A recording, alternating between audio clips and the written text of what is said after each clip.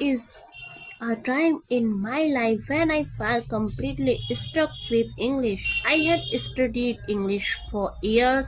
I had read grammar books. I had memorized vocabulary. I had even joined classes.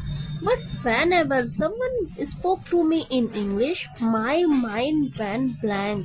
I understood many words, I knew the rules, but I couldn't speak confidently, and that feeling was frustrating. One day, someone asked me a simple question: why do you want to improve your English? I knew the answer in my heart, but when I opened my mouth, I just said, because it's important. That was it, short, weak, unconfident. That day I realized something. The problem was not my English knowledge. The problem was how I was answering. I was giving small answers. I was not explaining. And I was not expressing. And I was not telling stories. That's when everything changed.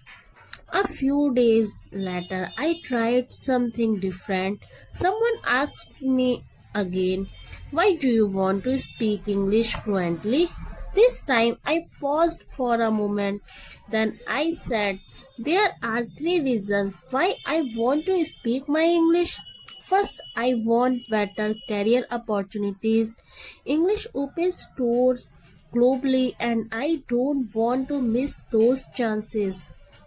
And second, I want to communicate confidently with people from different countries. I don't want fear to stop me from expressing my thoughts.